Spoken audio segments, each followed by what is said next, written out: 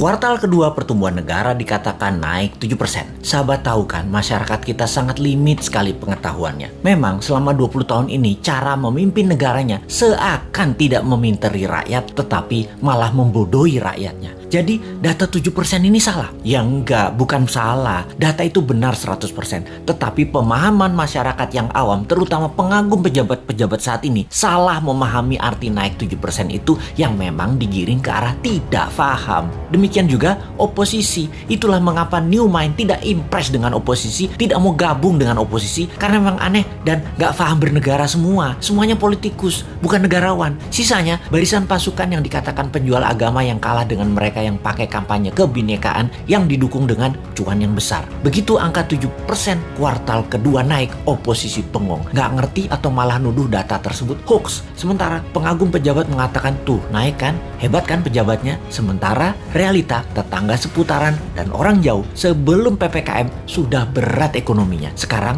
lebih gak muter lagi, nambah sekarat, butuh oksigen. Kok gak ada yang naik? Begini melihatnya. Biar makin paham bahwa New Mind mencoba memberikan pemahaman cara cerdas bernegara. Naik 7% itu year on year. Paham? Nggak peduli. Gini kita ilustrasikan. Tahun lalu minusnya 1,9%. Tahun ini minusnya 1,7%. Naik dari minus 1,9% ke 1,7% itu naik sekian persen. Betul kan? Ya betul, naiknya begitu kira-kira. Bukan dari 1,9 minusnya total lompat plus 7%. Ya bukan begitu. Jadi data tidak salah. Cuman demi populerisme. Kayak artis gitu deh. Nggak boleh terlihat jelek. Jadi diambillah mengemasnya dari sisi positif. Itu tidak salah. Yang salah adalah pemahaman banyak orang yang terus dipolitisasi. Mangkel deh 20 tahun ini gak dewasa-dewasa juga bernegaranya. Lebih mangkel lagi, kenapa setiap masalah pejabat yang ditugaskan dia lagi.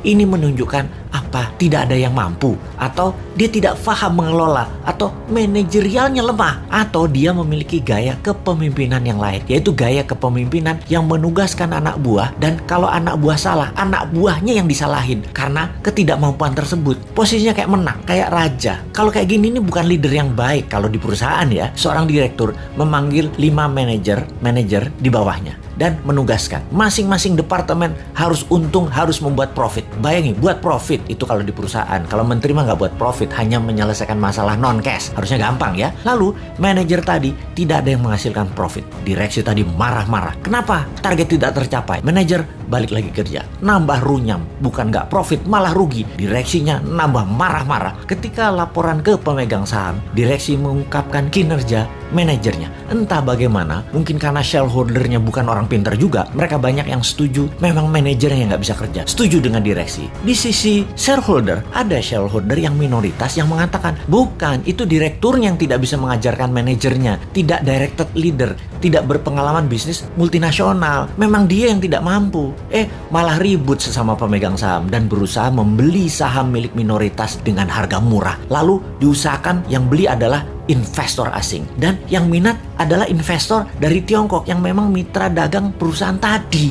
Sudahlah, itu hanya ilustrasi, capek kita balik ke pokok awal tadi. Lalu sektor mana yang naik? Sektor yang dipegang oligarki, yang memang hanya 3% mereka itu, tapi mengendalikan 70% ekonomi. Wis, ngerti ya ilustrasinya ya? Sudah, sana berantem lagi. New Mind mah nonton aja, abis kita dianggap wong bodoh, padahal bodoh beneran.